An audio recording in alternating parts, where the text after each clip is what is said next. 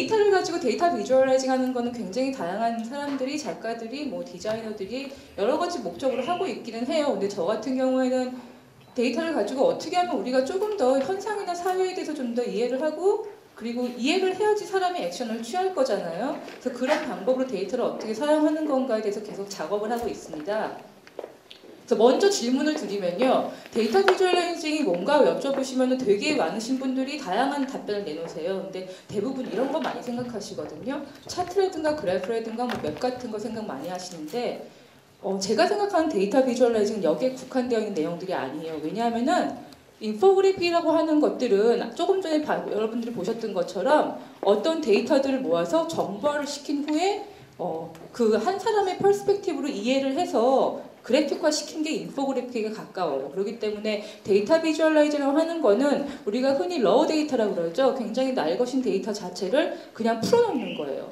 왜 풀어놓냐면은 이런 사회 현상이나 어떤 주제를 우리가 바라볼 때 내 관점도 있지만 옆 사람의 관점도 있거든요. 그리고 저기 먼 나라 이웃 나라에 계시는 분들의 관점도 있기 때문에 우리가 어떻게 하면 이런 모든 것들을 데이터를 통해서 굉장히 매시브한 빅데이터라고 그러죠. 그런 데이터를 통해서 이 현상들을 어떻게 리프레임해서 조금 더 이해의 폭을 넓힐까 하는 게 저의 작업하는데 가장 중점적인 내용이 되는 것 같아요. 그래서 데이터 비주얼라이징은 이렇게 비주얼라이징이라는 말이 붙었기 때문에 사람들이 이건 비주얼을 시키는 거라고 많이들 생각하시는데 비주얼이 되는 건 어떻게 보면 표현의 한 방법인 것 뿐이거든요. 가장 중요한 거는 어떤 데이터를 어떻게 모아서 얘네들을 어떤 시스템으로 연결을 해줘서 어떤 가치 있는 정보를 다시 돌려줄 것인가, 그리고 가치 있는 정보를 받아들인 사람들이 어떻게 액션을 취하고 어떤 생각을 하기를 바라는 건가를 전반적인 시스템을 디자인을 하는 게 조금 데이터 시각화에 가까운 내용입니다. 그래서 이제 뭐 이게 예술이냐 아니냐는 거에 대해서는 이제 나중에 또 시간이 되면 말씀을 드릴 텐데요. 그렇기 때문에 이 데이터 시각화는 굉장히 눈에 드러나지 않은 커넥션들을 보여주는 거거든요. 그래서 예를 들어서 어떤 예를 들어드릴까? 만약에 집에서 여러분들이 어머니랑 같이 엄마가 우리 어렸을 때 막 방 치우라 그러잖아요. 근데 그렇게 강압적으로 나한테 치우라고 시켰을 때 제가 치우긴 치우죠. 안 그러면 둘이가 맞으니까. 근데 엄마가 만약에 그렇지가 않고 둘이 앉아서 왜 방을 치워야 되는지, 방을 치웠을 때 나한테 오는 긍정적인 효과가 무엇인지, 그리고 이 엄마가 나한테 이런 얘기를 하는 이유가 뭔지 얘기를 듣고 나는 왜 안 치우려고 하는지에서 서로 얘기를 하고 데이터를 모아서 분석을 해서 보게 되면은 서로의 입장에 대해서 조금 더 이해를 할 수 있는 폭이 넓어지는 것 같아요. 그렇기 때문에 제가 생각하는 거는 사회는요, 사람들한테 강압적으로 법적이나 레귤레이션으로 어떻게 해라 이렇게 포싱을, 그러니까 밀어붙이는 것이 아니라, 밀어붙이는 것보다는 이런 이슈들이 있어. 근데 너는 어떻게 생각을 하니? 너는 여기서 행동을 바꿔야 되는 거니? 말아야 되는 거니? 결정은 결국 개인의 몫이거든요. 근데 개인이 결정할 수 있도록 환경을 제공해 주는 것이 사회가 해야 되는 일이고, 또 사회에 있는 여러 사람들이 해야 되는 일인 것 같아요. 지금 보여드리는 작업 같은 경우에는 이제 2010년도부터 2012년도까지 그 SK텔레콤에 있는 그 모바일 트래픽이라고 그러죠. 그 데이터 소비량이 얼마나 증가를 했는가, 그러니까 스마트폰이 나오고 무제한 서비스가 풀리면서부터 얼마나 많은 데이터 소비량이 늘었는가를 저희가 비주얼라이징 했는데요. 비교해 보시면 2010년도 7월 같은 경우에는 저기 안에 있는 서클이 데이터 트래픽이거든요. 근데 그 데이터 트래픽이 불과 5개월 사이에 스마트폰이 확산이 되면서 굉장히 많은 포션을 차지하게 되고 문자나 뭐 보이스 트래픽 같은 경우에는 좀 줄어들게 되는 거예요. 보시면 일단 예쁘죠? 화려하고. 근데 보시면은 여러분들이 비주얼적으로는 굉장히 어트랙티브하다고 생각할지 모르지만은 솔직히 만드는 저도요, 재미는 되게 없어요, 이게. 그렇잖아요. 이게 솔직히 그래프를 그냥 예쁘게 만들었다는 것 뿐이지 그 이상의 이해도 의미도 없는 거거든요. 왜 이런 일들이 일어나면은 보통 많은 클라이언트들이나 이런 작업들을 하시는 분들이 대답을 자꾸 말씀하시려고 하세요. 현상에 대해서. 사회는 이렇게 됐으니까 이런 대답이야. 데이터 소비량이 증가했으니까 이렇게 변했어. 그렇게 자꾸 대답을 얘기하려고 하시는데 저희가 그러니까 데이터 비주얼라이징을 통해서 하고자 하는 거는 각각의 사람들이 이 데이터 비주얼라이징 보고 난 다음에 대답을 스스로 만들 수 있게 하던가 더 많은 질문들을 만들어낼 수 있게 환경을 제공을 해줘야 돼요. 그러니까 예를 들어서 조금 전 같은 그런 작업 같은 경우에도 그냥 데이터 소비량이 증가를 했어 이게 아니라 데이터 소비량이 이렇게 증가를 했는데 이게 너의 생활에는 어떤 영향을 미쳤니? 너는 어떻게 생각을 하니? 그렇게 물어볼 수 있는 퀘스천을 가질 수 있는 그런 비주얼 환경을 만들어줘야 되는 게 좀 데이터 시각화가 해야 되는 역할이 아닌가 생각이 듭니다. 지금 보여드린 작업 같은 경우에는 2009년도에 저희가 작업을 한 건데요. 이건 미래에 있는 아파트예요. 그래서 이건 컨셉슈얼한 빌딩인데 이 아파트는 되게 특이한 게 그냥 일반적인 아파트가 아니라 모든 그 아파트는 그 면적 대비 사용할 수 있는 적정 에너지 사용량이 있거든요. 근데 그 에너지 사용량보다 에너지를 더 쓰게 되면은, 그러니까 에너지를 낭비를 하게 되면은 아파트 사이즈가 그만큼 줄어들게 되고요. 반대로 에너지를 절약을 하게 되면은 아파트 사이즈가 그만큼 늘어나게 되는 그런 트랜스포밍이 가능한 건물을 저희가 제안을 했습니다. 솔직히 말이 안 되죠? 어떻게 아파트가 변해요? 그러면은 우리 집 화장실은 어떻게, 막 소파는 어떻게 왜 생각이 들거든요. 근데 저희가 하고 싶었던 얘기는 뭐냐면은 만약에요 어떤 한 개인이 에너지를 절약하는 굉장히 좋은 습관을 가지고 있으면은 그 사람은 더 큰 공간을 매니징할 수 있다는 생각이 들어서 더 큰 공간을 할당해 주는 거고요. 반대로 여러분들이 에너지를 굉장히 낭비를 할 습관을 가지고 있어요. 그렇게 되면은 적은 공간에서부터 그러니까 에너지를 사용하는 습관을 개선을 하던가 아니면은 적은 공간에 그냥 만족을 하고 사시던가. 그러니까 어떤 환경적으로 사람이 생각할 수 있게 좀 그러니까 피지컬한 공간에다가 데이터를 적용을 시켜서 조금 다이렉트하게 우리가 이해를 할 수 있도록 유도를 하는 것도 저희가 한번 시도를 해봤습니다. 그래서 이런 작업 같은 경우는 저희가 또 재밌었던 게 건물 자체가 그래프적인 역할을 할 수가 있어요. 그러니까는 그 에너지를 사용하는 건 개인 데이터긴 하지만은 건물 자체를 놓고 봤을 때는 이 건물 안에 거주하는 사람들이 봄에는 어떻게 에너지를 사용하는지, 여름에는 어떻게 사용하는지, 분명히 여름하고 겨울하고도 에너지 사용 패턴이 다를 거거든요. 그런 패턴을 보면서 에너지 소비량에 대해서 저희가 흐름을 읽을 수가 있습니다. 그리고 또 데이터 비주얼라이징 같은 경우는 디시전 메이킹에도 굉장히 효과적으로 사용할 수가 있어요. 이 작업 같은 경우는 제가 나이트클럽 안에다가 설치를 해놓은 건데 저희가 나이트클럽에 들어갈 때 이제 여러분들이 커버 차지라고 그러죠. 돈을 내기 전에 과연 지금 이 나이트클럽에는 몇 명의 남자와 여자가 있는지를 미리 보여주는 거예요. 남자가 많은 데는 여러분들 남성분들은 별로 가고 싶지 않을 거라고 생각이 드는데 어쨌든 초기 아이디어는 뭐였냐면은 사람들이 입장하기 전에 얼굴을 다 캡처를 해서 오버래핑을 하게 되면 평균적인 얼굴 그 모양이 나오거든요. 이제 그렇게 해서 사람들이 뭔가 디시전 메이킹을 할 때 데이터를 굉장히 효과적으로 사용할 수 있지 않을까 생각이 들었습니다. 그리고 또 데이터는 피지컬하게도 저희가 굉장히 많이 작업을 해봐요. 그래서 이 작업 같은 경우에는 이제 데이터 커런시라고 해서 하이브리드된 저희가 테이블을 만들었거든요. 근데 이 테이블을 만들게 된 궁극적인 이유가 뭐냐면은 어느 날 아침에 제가 일어났는데 저희가 컴퓨터 랩에서 컴퓨터로 막 그 페이스북을 하고 뭐 트위터를 하고 데이터를 생산하고 소비하고 이메일을 보내고 하는 이런 모든 행동들이 예전에 그 방직 공장에서 공장 직원들이 청바지를 생산을 하던가 티셔츠를 생산하는 모습이랑 너무 비슷한 거예요.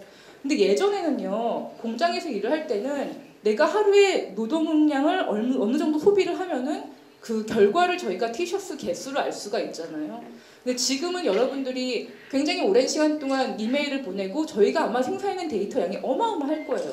근데 그 양이 눈으로 보이지 않기 때문에 나의 노동력이 어디로 갔는지를 모르겠는 거예요. 그러니까 여러분의 그 소중한 클릭 한 번이 굉장히 누군가한테는 가치 있는 정보가 되거든요. 근데 그런 모든 가치가 어디로 흘러가는지를 좀 측정해 보자 그래서 이런 하이브리드한 머신을 만들어 봤습니다. 그래서 왼쪽에는요 컴퓨팅 시스템이 있어서 여러분들이 구글 써서 검색을 할 수 있고요. 오른쪽에는 뜨개질 기계가 달려 있거든요. 그래서 왼쪽에서 여러분들이 구글 서치를 할 때 그 서치한 그 단어가 가지고 있는 정보적 가치만큼 오른쪽에는 뜨개질 기계가 움직이는 거예요. 그래서 저렇게 여러분들이 그러니까 오신 분들이 무슨 검색 단어를 넣게 해서 뭐 랜덤하우스라는 단어를 넣게 되면은 그 랜덤하우스가 가지고 있는 그 단어의 정보적인 가치만큼 뜨개질 기가 돌아가서 머플러가 짜여져서 내려오게 되는 거죠.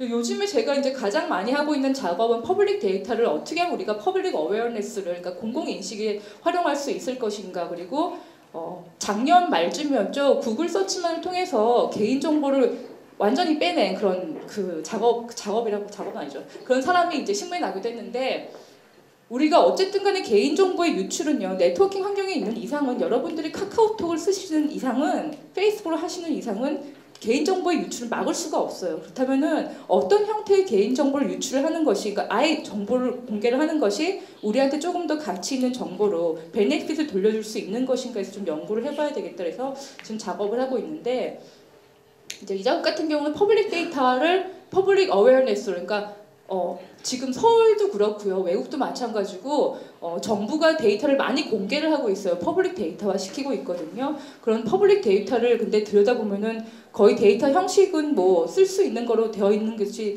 자꾸 추진하고 있지만은 솔직히 일반 사람들이 다가가기엔 좀 어려운 내용들이에요. 그러니까 데이터에 굉장히 관련돼 있는 데이터 아날라이징 하시는 분들이나 데이터베이스를 다루시는 분들은 그 내용이 좀 쉬울지 모르지만은 그래서 일반 사람들을 위해서 이런 퍼블릭 데이터가 존재를 하고 그러니까 공공 인식을 위해서 우리가 어떤 식으로 이거를 활용할 수 있을까 연구를 시도한 첫 번째 작업이 서울시가 매일매일 서울시가 어느 분과의 어떤 항목에 예산을 얼마나 썼는지를 오픈 API라는 걸로 제공을 하고 있거든요. 그 데이터를 모아와서 저희가 퍼블릭 스크린에다 지금 보여주려고 하는 작업을 하고 있습니다. 그러니까 공공 스크린에 대한 얘기도 또 이제 3박 4일 이상을 하게 될 그런 빅 주제이긴 한데 퍼블릭 스크린에서 굉장히 여러분들이 많이 보시는 거는 광고 제일 많이 보실 거예요. 근데 그게 과연 퍼블릭 스크린에서 역할을 하고 있는지는 모르겠는 컨텐츠거든요.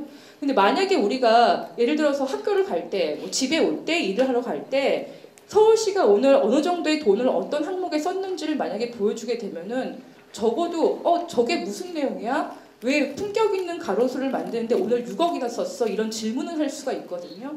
그러다면 그 질문이 다시 피드백이 돼서 서울시한테 물어볼 수가 있는 거예요. 품격 있는 가로수가 무슨 뜻이에요? 품격 있는 가로수가 정말 있는 항목입니다. 근데 그런 식으로 또 다른 질문을 자꾸 끄집어내서 퍼블릭 데이터를 통해서 퍼블릭 스크린에서 공공의 인식을 조금 더 크게 만들 수 있는 작업들을 저희가 지금 하고 있습니다. 그래서 가장 저희가 이제 추구하는 건 이런 퍼블릭 스크린 같은 경우에는 일반 퍼스널 디바이스는요, 여러분들이 그러니까 특정하게 원하는 시간에만 볼 수 있잖아요. 근데 퍼블릭 스크린 같은 경우는 다 정말 매시브하게 모든 사람들한테 노출할 수 있다는 굉장히 큰 매력을 가지고 있기 때문에 만약에 같은 시간에 같은 정보가 저렇게 도시에 뿌려지게 되면은 굉장히 도시를 잘 보여줄 수가 있고 또 도시가 돈을 얼마나 썼는지도 도시를 보여줄 수 있는 굉장히 좋은 컨텐츠라고 생각이 듭니다. 그래서 저희가 이제 하는 거는 계속해서 더 많은 데이터를 링크를 시켜서 어떻게 하면 가치 있는 정보를 가지고 사람들이 좀 생각을 좀 바꾸고 행동을 좀 변화를 시킬 수 있을까에 대해서 계속 이런 미디어 작업을 하고 있고요.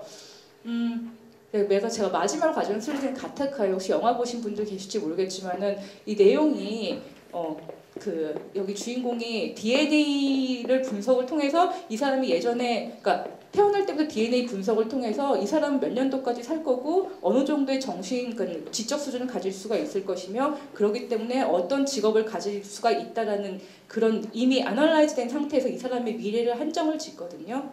근데 데이터가 그럴 수가 있어요, 여러분들. 그렇기 때문에 요즘에 빅데이터 이슈가 많이 나오긴 하지만은 데이터가 우리 인간에 대해서 모든 것을 얘기해 줄 수는 없는 거거든요.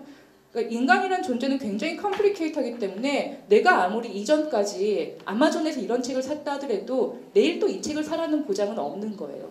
근데 점점 더 많은 사람들이 데이터에 굉장히 릴라이온 하게 되면은 잘못해서 너는 이렇게 살았기 때문에 이런 사람으로 살 거야 라고 잘못된 판단을 할 수 있어서 데이터가 우리에 대해서 모든 걸 얘기해 주지는 않아요. 근데 분명히 어느 한 부분 얘기를 하는 것이 있을 거고 우리가 그 부분이 뭔지를 찾아내서 어떻게 하면 우리가 살아가는데 조금 더 도움을 줄 수 있고 조금 더 이해할 수 있게 도움을 주는지를 찾아내는 게 좀 저희가 해야 되는 일인 것 같습니다. 네, 감사합니다.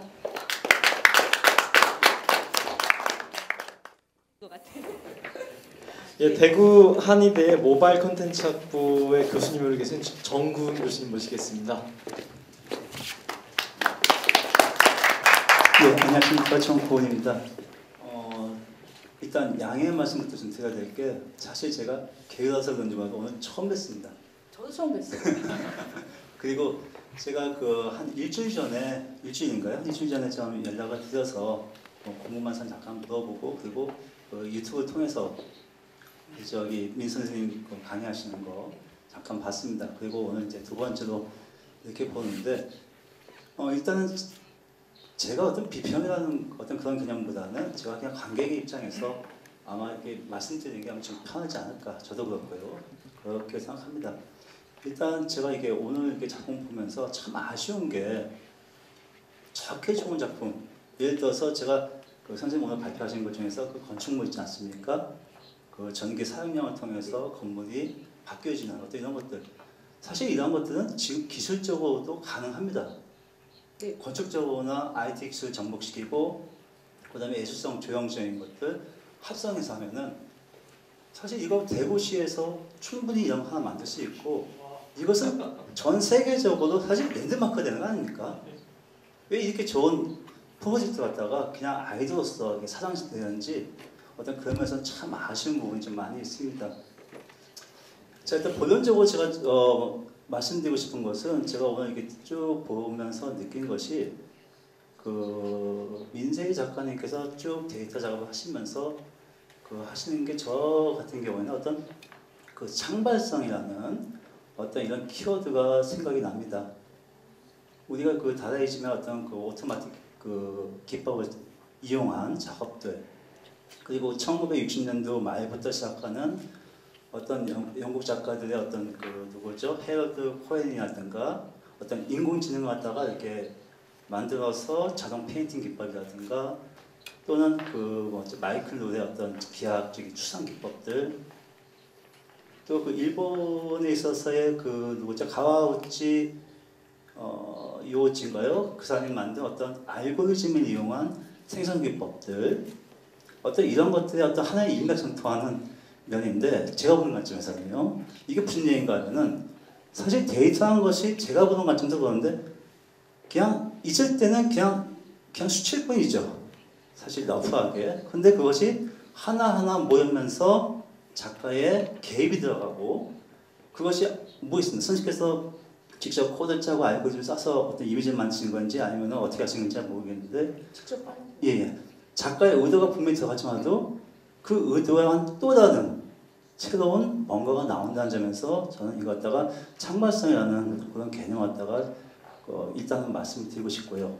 그리고 두 번째로는 사실 오늘 그 주제가 기술적 상상력이라는데 사실 기술이라는 것이 테크놀로지라는 것이 우리가 백남주 씨의 작품을 보고 지금에 있어서 테크놀로지라고 이야기는 하지 않을 것 같습니다. 어떤 면에서는 지금 현 위치에 있는 민세인 그 작가님의 이런 작업들이 전형적인 어떤 테크놀로지를 갖다 기법을 이용한 작업들인데 아까 전에 서두에 말씀하셨지만서도 그 아티스트인지 아닌지 사실 개념적으로 참 어려운 말이거든요. 그래서 제가 일단 두 가지 질문 갖다가 좀 드려볼까 합니다. 그 첫 번째로는 우리 데이터 얘기하는데 사실 구글에서 그 하루 동안 그 생성되는 데이터가 얼마인가 하면 약 20페타바이트라고 얘기합니다. 그러니까 1페타바이트가 보통 한 200만 기가바이트거든요. 그렇다면 하루에 생성된 양이 얼마죠? 한 2천만 기가바이트가 하루에 생성이 된다고 합니다.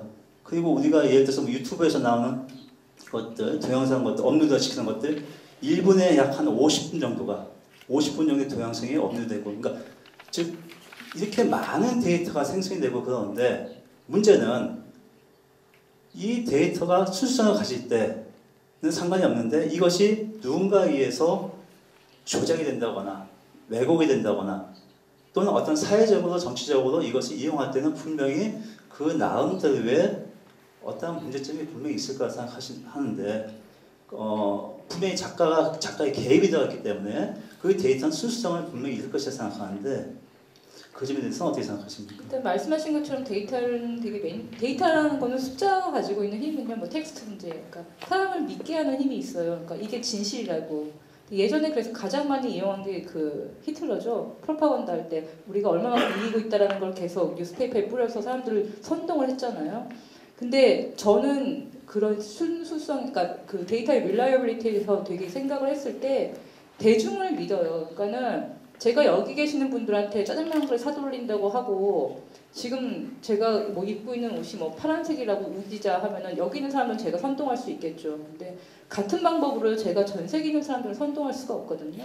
그렇기 때문에 데이터의 릴라이어빌리티를 살리고 싶으면은 정말 다양한 데이터를 가능한 글로벌하게 모든 사람들이 데이터를 모으게 되면은 결국 그 안에서는 진실이 나올 수 있다고 저는 생각합니다. 그 모든 것들을 매니퓨레이트 할 만한 존재는 신도 못하지 않을까요? 네, 감사합니다. 저기 마지막으로 저기 하나만 더 질문드리겠습니다. 사실 이건 저한테도 사실 화두인데 사실 선생님 같은 경우에도 마찬가지겠지만 사실 예술이라는 것과 우리가 흔히 얘기하는 광고, 상업적인 것들. 사실 제가 보는 관점에서도 민승희 작가님은 그 딱 경계선상에 네. 섰다라고 이렇게 생각이 듭니다. 요즘 현대에 있어서 이런 말씀 좀 드리긴 뭐한데 그 우리나라의 그 현실 보게 되면은 한국 화단을 보게 되면 사실 이거냐 저거냐 사실 이분법적으로 나누려고 하는 경향이 참 강하거든요. 그런 면에서 봤을 때 이거 어떻게 어떻게 규정을 그냥 어떻게 규정할까요? 일단 아까 서여정 선생님 말씀하신 것처럼 그 미디어 아트와 돈이라는 관점에서 봤을 때 저는 처음에 이런 작업을 하기 시작했을 때 이게 절대로 아트 씬에서는 돈이 될 수 없다고 생각이 들었거든요. 왜냐하면 소장 가치가 있는 것도 아니고 그리고 굉장히 많은 돈이 필요하고 인력이 필요한 일들이에요. 그래서 아트 씬에서 해결할 수는 없는 거라는 생각이 들었고 그 경계선에 있으면 좋은 점은요. 돈을 벌 수가 있어요. 농담 진담이고요. 근데 저는 그래서 아트 씬에서 바라볼 때 인쇄 씨 가는 건 예술이 아니지 않냐고 얘기하면은 그것도 맞는 얘기기도 하고 근데 아트라고 하는 게 저는 개인적으로 그러니까 경험하지 못했던 사람들한테 새로운 경험이나 생각을 가질 수 있게 하는 건 뭐든지 다 예술이라고 생각을 하거든요. 그렇기 때문에 기술도 예술이 될 수 있고요. 집에서 밥을 하시는 저희 어머니도 예술을 할 수가 있는 거고 하다못해 일본에 계신 예전에 어떤 할머니가 그 90 몇 세대 할머니가 살아내는 것 자체가 인생이 예술이다라는 말씀하셨는데 그 말도 맞는 것 같아요. 그래서 넓은 관점에서 보면은 사람들이 다르게 생각할 수 있고 그냥 좀 판단에 대해서 자기 가치 기준을 조금 더 많이 실험해볼 수 있는 환경을 제공해주는 거는 무조건 다 예술이라는 관점에서는 예술가가 맞는 거고요. 근데 굳이 예술가라는 말 자체가 부담스러운 사회라면은 그냥 크리에이터라고 말을 쓰셔도 돼요. 그래서 왜냐하면 제가 하는 거는 아까도 말씀하셨다시피 그러니까 내가 어떤 생각을 하고 있어를 남한테 얘기해 주는 게 아니라 여러분들이 어떻게 생각을 할 수 있는지 스스로 생각할 수 있도록 환경을 계속해서 만들어 주는 거거든요. 그렇기 때문에 저의 생각은 굉장히 한 부분이지만 우리 모두가 어떻게 생각하는지 스스로의 가치 기준을 디벨롭해 나가는 비주얼적인 환경, 사회적인 환경을 계속 만들어 주는 게 제가 생각하는 미디어 아티스트가 해야 되는 역할이라고 생각을 합니다. 이상으로 마치도록 하겠습니다. 네.